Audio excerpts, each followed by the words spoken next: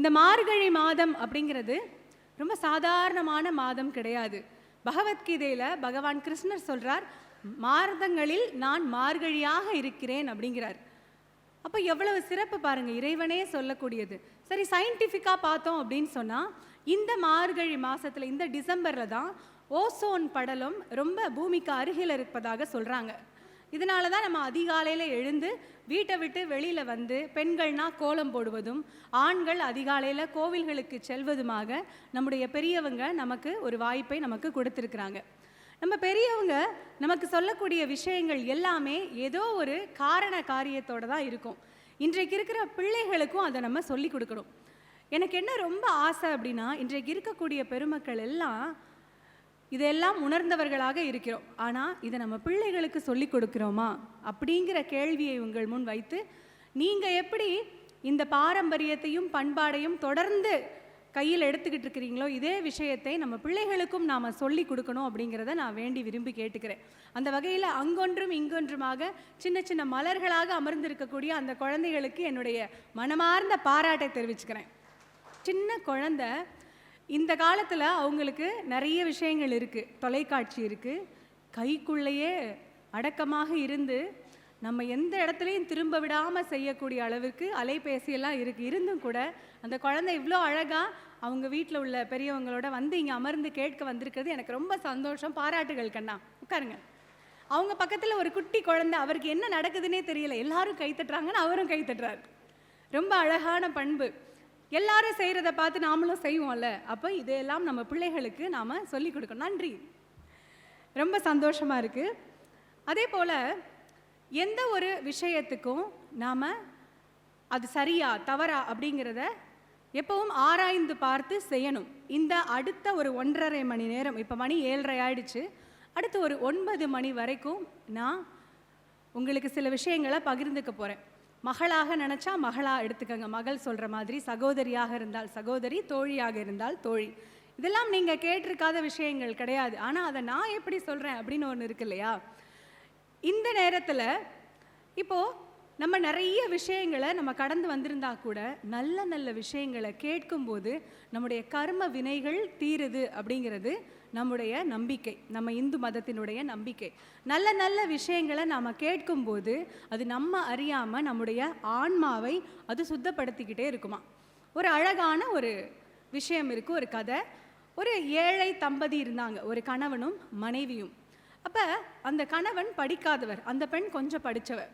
இந்த கணவன் என்ன பண்ணுறாரு, தினமும் ஒரு கூலி வேலை செய்யக்கூடிய சாதாரணமான ஆள் தான்.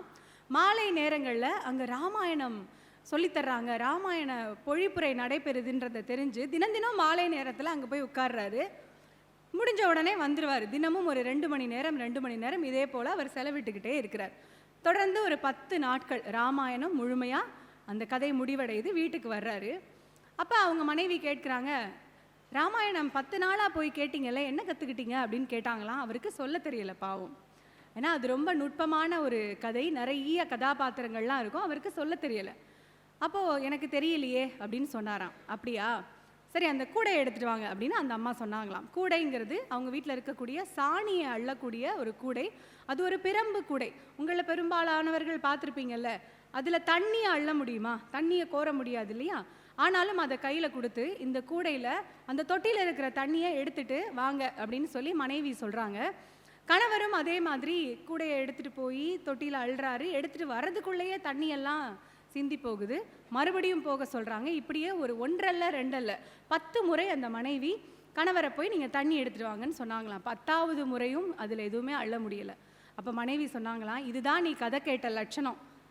10 நாளாக போய் ராமாயணம் கேட்டல, உனக்கு ஒன்றுமே தெரியலை, சொல்லவே தெரியலை, அப்புறம் எதுக்கு நீ போன அப்படின்னு கேட்டாங்களாம்.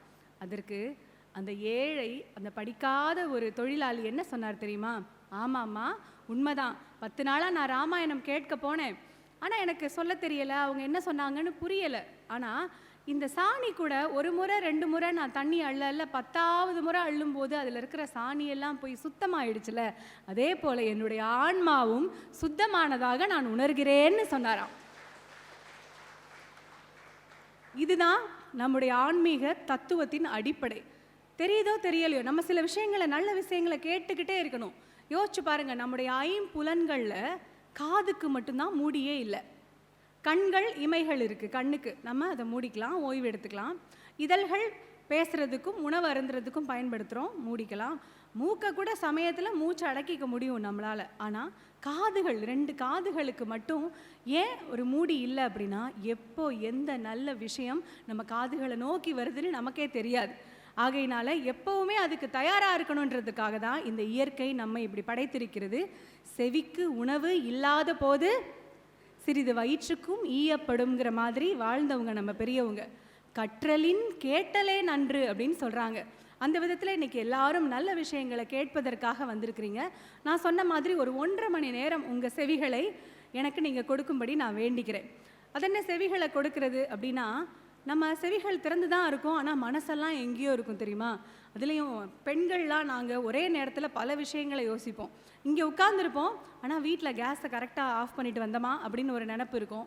வீட்டுக்கு போய் ராத்திரி என்ன டிஃபன் பண்ணுறது, காலையில் என்ன சமைக்கிறது அப்படின்னு யோசிப்போம். ஆண்களாக இருந்தால் உங்களுக்கு இருக்கக்கூடிய விஷயங்களை நீங்கள் யோசிச்சுட்டே இருப்பீங்க. ஏன்னா மனம் அப்படிப்பட்டதான். ஒரு முறை மகாபாரதத்தில் அந்த 5 சகோதரர்களும் அந்த வனத்திற்குள்ளே இருந்த ஒரு நேரத்தில் தண்ணீர் தாகம் அதிகமாக இருக்க போய் தர்மர் சொன்னாராம் பீமனை அழைத்து, பீமா ரொம்ப தண்ணி தாகமாக இருக்குது, பக்கத்தில் எங்கேயாவது தண்ணீர் கிடைக்குதான்னு போய் எடுத்துட்டு வா அப்படின்னு சொன்னாராம். பீமனும் உடனே வேகமாக போய் தண்ணீர் எடுக்க போனாராம். ஆளை காணும், ரொம்ப நேரம் ஆச்சு போய். தர்மர் அடுத்த அர்ஜுனனை அனுப்புகிறாரு, அவரும் போனார், ஆளை காணும். தொடர்ந்து நகுலன் சகாதேவனும் போகிறாங்க, வரவே இல்லை. என்னடா இதுன்னு சொல்லி தர்மரே கடைசி போய் பார்க்குறதுக்கு போனால் 4 பேருமே மயக்கமுற்று கிட்டத்தட்ட மரணமடைந்த நிலையில் ஒரு தடாகத்தின் பக்கத்தில் விழுந்து கிடக்குறாங்க. இவருக்கு என்ன நடந்ததுன்னு தெரியல. அப்போ ஒரு அசரீரி கேட்குது. அந்த தடாகத்தை ஒரு யட்சன் பாதுகாத்து வர்றான். அது அந்த யட்சனுடைய கட்டுப்பாட்டில் இருக்கக்கூடிய ஒரு தடாகம். அப்போ அந்த யட்சன் சொன்னானா, இது எனக்கு சொந்தமான தடாகம், நான் சில கேள்விகள் கேட்பேன், அதுக்கு சரியாக பதில் சொல்லணும், அப்போ தான் நான் தண்ணி குடிக்க அனுமதிப்பேன்னு சொன்னேன். ஆனால் உன்னுடைய சகோதரர்கள் வந்த வேகத்தில் தாகத்தில் என் பேச்சை அலட்சியப்படுத்திட்டு தண்ணியை குடிச்சிட்டு மயங்கி விழுந்து இறந்து போயிட்டாங்க அப்படின்னு சொன்னாராம். அப்போது தர்மர் சொல்லியிருக்கிறாரு, நான் பதில் சொல்கிறேன் உன்னுடைய கேள்விக்கு, நீ கேளு அப்படின்னு சொல்கிறாரு. இது மகாபாரதத்தில் இருக்குது. இதுக்கு நச்சு பொய்கை சரகம் அப்படின்னு பேர். இந்த நச்சு பொய்கை சரக்கத்தில் 100 கேள்விகளை யட்சன் கேட்பான்.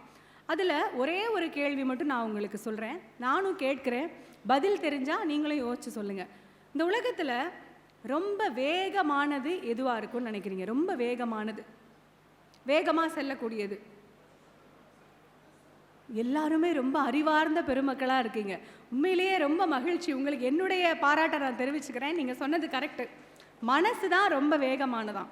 இந்த இடத்துல இருந்துக்கிட்டே எந்த இடத்துக்கு வேணாலும் நம்மளால் போக முடியும் இல்லையா? அந்த மனசை ஒரு நிலைப்படுத்தி ஒரு இடத்துல நம்ம கொஞ்ச நேரம் பூட்டி வச்சோன்னா நல்ல விஷயங்களை கேட்டுட்டு போகலாம்.